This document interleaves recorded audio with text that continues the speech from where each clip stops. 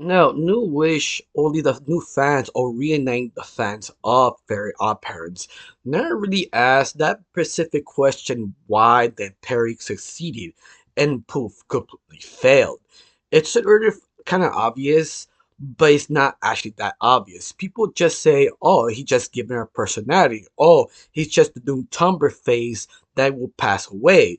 It's more deeper than that. They actually to understand why Peri work, you had to re-understand why Pooh failed. Because Pooh failed is sort of a desperation of the last writers, specifically Butch Harmon, made Pooh to help the ratings go up.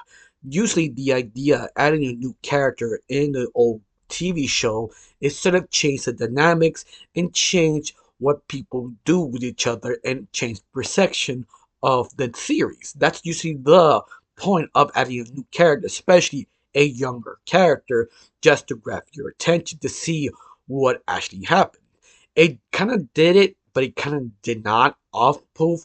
In fact, many other fans point out this is the point I dropped off after they showed Poof because honestly they felt it's sort of a waste of time. But it did something very interesting. It did add a little bit more lore, but I explained everything later on. This is the first time on my channel. My name is Recho. I like to talk about animation. Not just animation, reviews, first impressions, cartoon theories, and sometimes, if I have some spare time, cartoon breaking news. Of course, you like how it's going, you like to help my channel, put like, comment, and subscribe. And that's it. If you don't, that's fine, we do. Thank you, because of you, I am getting close to my main goal of 2,000 subscribers. And yes, I am getting close every single day. People who put like, comment, and share. Thank you, because of you, I am getting close to my main goal. Now, let's get started of this video of what why Fairy Odd Parents Pooh failed and Perry succeeded. Let's get started on the video. This is a FYI. I apologize. I'm a little sick, just in the throat. I'm fine. It's just the throat. I have some throat kind of issues. But all of that, I'm continuing this video. Now, the thing to compare to Poof to understand why Poof failed is sort of simple. It's basically what was the point of Poof and what he actually influenced in the original show.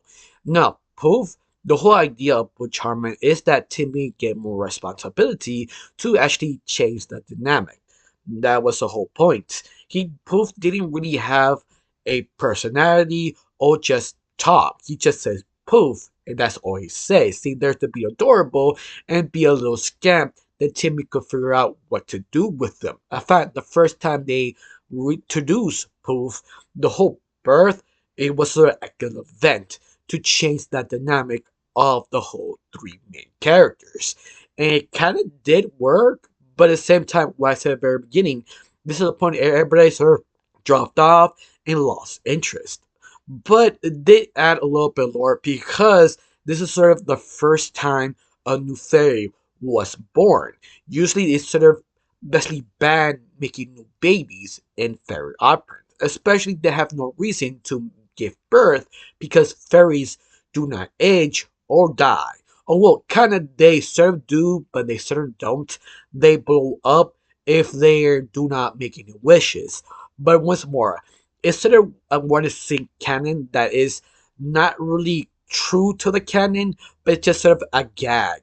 But besides that, this is the reason why they created Poof. But the only problem is, it really didn't add anything different with the dynamic. They just had to go extra mile to figure out what to do with Poof. Because Poof was just a good little boy. But it didn't add anything different with the dynamic. They only added for me one couple episodes, but it never really changed. It did not help that Poof didn't have a core personality and did not help that Poof couldn't talk. The only thing he could say is Poof, and not really added anything to the chemistry of Cosmo, Wanda, or Timmy. And that's the thing. He create conflict, but it just sort of kind of basic. It never add anything new twist, just then add a new lore. And that's it. Yeah, I think this is sort of the issue what a lot of people thought. Well, he feels sort of like a wasted time because he kind of was. But this is the reason why they added one more thing on the last ditch effort. They make Poof have anti-Poof and also win the school. In fact, this is the most ironic thing. Anti-Poof, it probably has more personality than Poof because Anti-Poof was more interesting. He was more traditional Saturday morning cartoon villain that is super smart, super elegant, but completely competent, but plays others around him, but doesn't play things around him. He also a little bit of flamboyant, not over exaggerate, just sort of like a sparkle here and there, but he left more a big impression than Poof. That's you actually messed up really big because you point out that Poof is really boring to compare to Anti-Poof is super entertaining because Anti-Poof really chewed the scenery every time you introduce him. He has more flamboyant, more main lead character energy than Poof. On top of all this, I did say they kind of forced him to be in school. In fact, it was planning to make him a sort of a own spin-off series and sort of kind of elementary sort of Poof, anti-Poof, trying to survive school life, in other words. And that sort of backfired because though it really was interesting, especially Poof did not have that electric personality. He didn't have enough cuteness or enough creativity or enough personality to grab your attention because he did not have a personality, be honest with you. He's just more a reactor, and that's it. Yeah, I think that's one of the biggest flaws of Poof. He was sort of planning to change the game without adding a personality or conflict, and that's the biggest gap problem with Poof. To compare to Perry, what Newish did, let me breaking down why that one works so well. Now, Perry works so well, it's very kind of simple if you slowly break things down. Perry is the first time becoming a fairy. He has a choice to become something else or a fairy godparent. The other choices they never really explained that deep enough, but you have options. But this is the thing. You know Perry has some issue with his parents. Nothing really that deep. It's sort of this is the first time I decided to become a fairy. This is my first time having a god kid. That itself, you see him panicking. That itself, he trying to prove himself the first time he shows that kind of swagger, that sort of personality. I have main lead energy. That's the whole point of the original. That changing the game, but it completely fails, and New Wish kind of understood that mistake. Give him a reason to be relatable, to understand him, and the reason why he became a fairy godparent because he wanted to be something similar to his parents, and that shows how much love he has to his parents. And also, he doesn't want to screw up, but also doesn't want to disappoint them. That nervousness, that sort of not sure what I'm doing is correct, but hiding it, you could actually feel compelled to relate to him and fall in love with that character because it showed so much personality of the first episode. Or yeah, the first episode showed everything why it works so well. Especially he's not sure he's doing the right thing with Dab.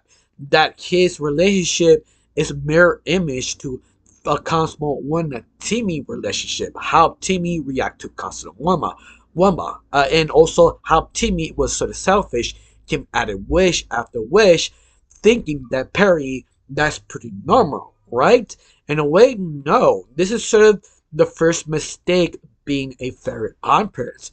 The wish is there to help the kid to maybe get entertained or actually fill him with more courage or whatever problem they actually dealing with. But Perry got Dave. He's a very special kind of kid who needs special attention. That do not give him wishes does not really solve his main problem. It's sort of that emptiness inside that Perry can actually fill it up if he understands. This is the reason why it's just so interesting the dynamics of Perry and Dab because it kind of mirrors the original, but yet it changes so many things to see Perry struggle to understand Dab and how to make him happy, but he doesn't know how to make him happy because, once again, he is a rookie. He did the first rookie mistake, not understanding what's wrong of Bessie Dab. Of course, you could take that blame to Jorgen, the main leader of all the fairies. That's his responsibility to reason why he chose Peri to Dab. They even obvious should have a more wiser fairy who has more experience to take Dab instead. But doesn't mean Jorgen was wrong because it seems to me Peri was the right fairy for the job. It's just a lack of experience who kind of screwed him over. But all of that, I found that just sort of kind of interesting. Now, besides all of that, to make it more relatable is the fact he doesn't want to be called Poof. He want to call Perry because he feels more mature. Even that removed the most obvious. The reason why they changed the name is because Paramount wanted to change the name because Poof was sort of an insult with completely different languages without then actually knowing. So they did not want to offend anyone, even that Poof is not a big insult, it's sort of minor, but you kind of get why you want to change it. If you were the owner of Fairy Odd Parents, you don't want to offend anyone, you just want them to be entertained.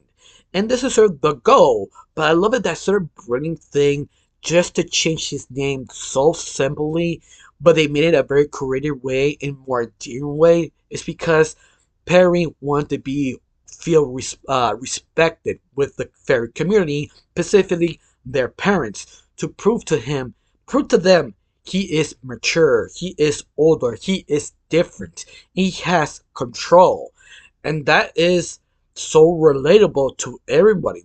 At some point in your life, you want to be respected. You don't want them to see the Poof. You want to see Perry, the older, mature. I can have everything under control. But at the very end, that's the lie. You know, this is your first time doing your job, first time being an adult. You have no control, no idea, but you're winging it.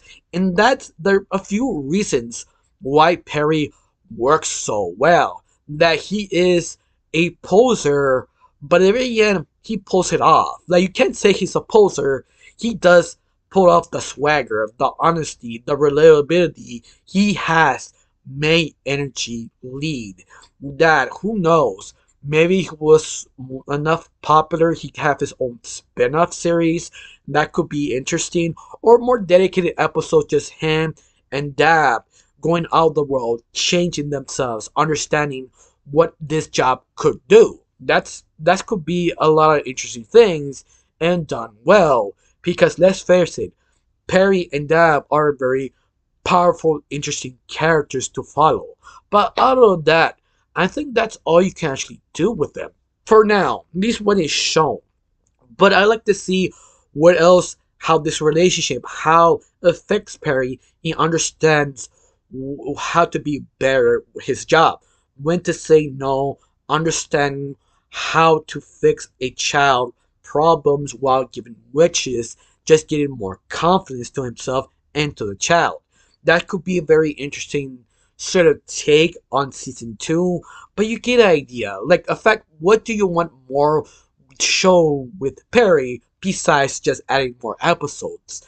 That could be a very interesting and challenging sort of approach. But other than that, there's a few reasons why people appreciate Perry. It feels they give him something so much more. Even the subtlety of a little bit of the layers, if you don't see, he's growing up, figuring out how he's doing, becoming an adult, becoming a new job, not disappointing your parents. He also have the issue with his parents to take him serious and be appreciated as an equal.